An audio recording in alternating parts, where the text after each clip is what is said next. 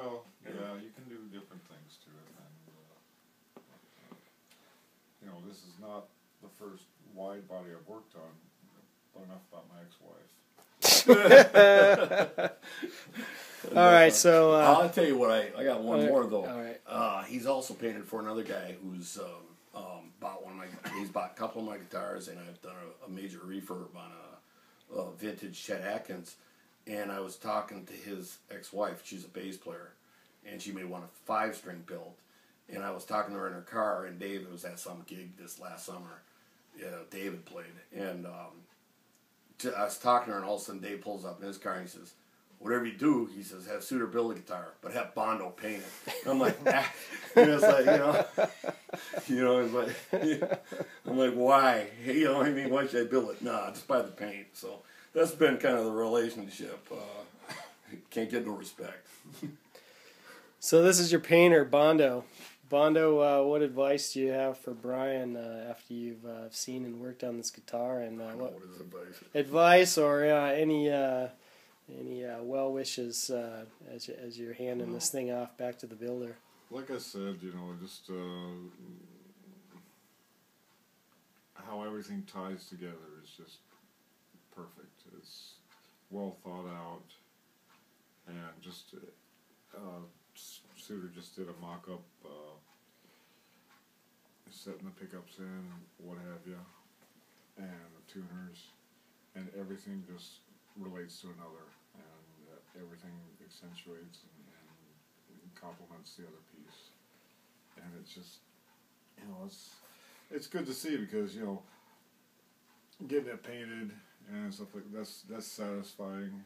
And when I handed it out to him last night, making sure he gets in the car without dropping it, I go like this, wash my hands of it. You wouldn't let me go out the car until I went out and opened the car first, and then it's a team effort. I'm going to say that right away. But seeing something like that right there, where it's like, all right, cool. Also, although I did have to give him shit because I got my part done before his, so. Yeah, we'll save our comments. He's got to build a crib. Well, the whole thing is that's art, and you got two artists working on the same job. It's like two artists sharing a canvas. It's always going to have fun. There's always going to be a good time, but it ain't going to happen unless both parts come together. And I mean, one thing is we're both fans of one thing. That's Jesse James. He's the dude. He met him. We had that conversation. You're lucky, yeah.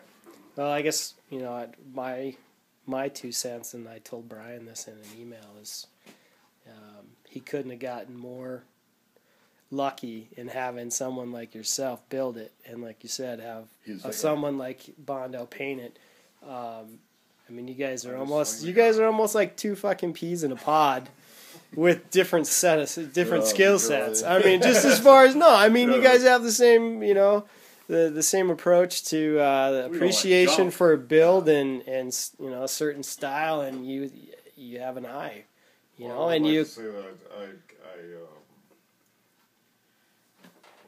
like to take my hat off to John Kachiver at Collision Masters, who lets me do things like this in his shop, and he really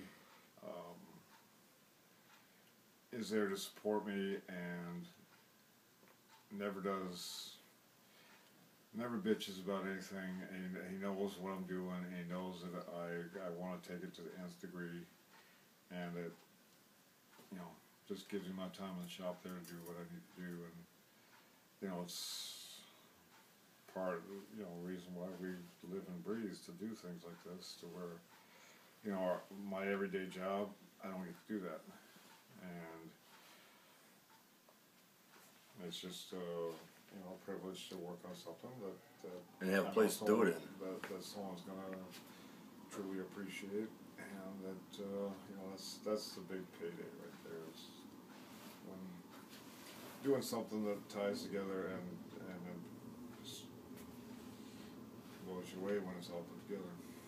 Yeah, I probably couldn't be more satisfying for each of you back and forth to be confident in the type of work that you believe that you're going to do, and to have somebody else complement your work and do the same caliber of work, and to just make this thing just, you know. Yeah, that's all I'm doing is complimenting his work and